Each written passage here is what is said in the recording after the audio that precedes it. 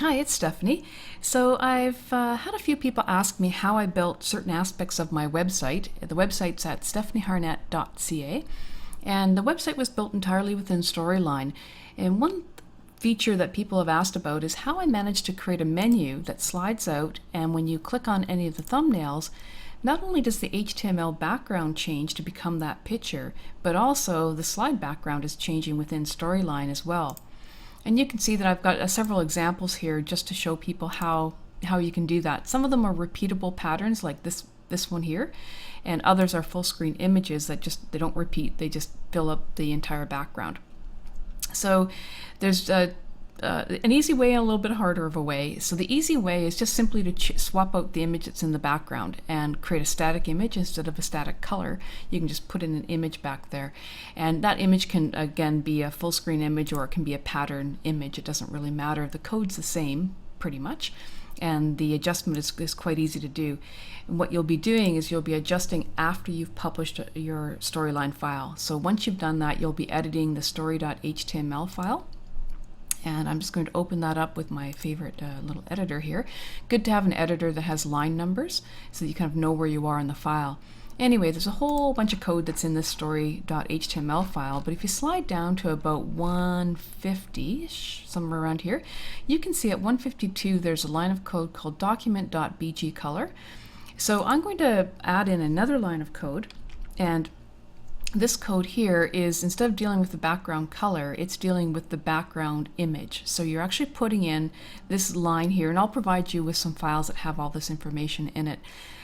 The URL is just the name of the image file that you want to use, and I've explicitly stated no repeat because this particular image is a full screen image that when the window expands, I actually don't want it to fill and repeat the pattern.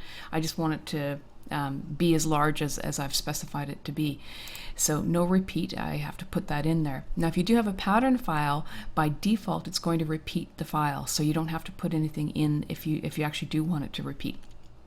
Okay, so that's all I'm going to do. I'm just going to say Control S to save, and then I'm going to go back out and just double click and launch that file, and you'll see that the Storyline component comes up, no problem, but the background is white.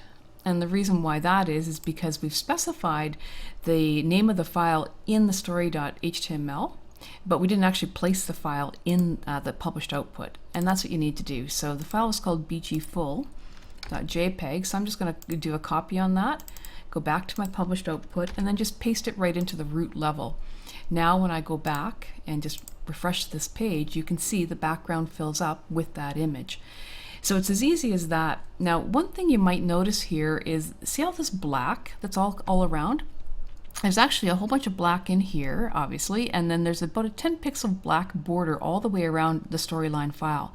And by default, that's what Storyline does. So what you want to do, if you want to clean that up a little bit, is just a few lines above, on line 134 here, there's a string mode that, if by default it says window, but if you double click and type in the word transparent and then save the file, go back out to your website or web page browser, and you'll see that it got rid of that border. What was all black down here is now gone. It is now transparent. So you'd want to do both. You want to set the transparency and then also put in a line of code for your image. And that's about it for that. Now what I've done here is I've created a PowerPoint file, and I've put this information in the PowerPoint file. So you want to put in your line of code, and if your images aren't going to be right in the root directory of your published output, say you want them in a folder called images, then you would put in images / so basically you type in the path, relative path to where those image files are located. Otherwise, just place them in the root and it'll find them. The second slide is just talking about putting in that transparent. And then the third slide is talking about if you do have a repeatable tiled pattern, that basically you're just taking the no repeat out of the string. Same location, basically everything's the same except there's no repeat at the end. Now the last slide is something that talks about how the user can control when those images change. And for that I'm going to have to do a part 2 because I don't have enough time, but I will pick up right where I left off.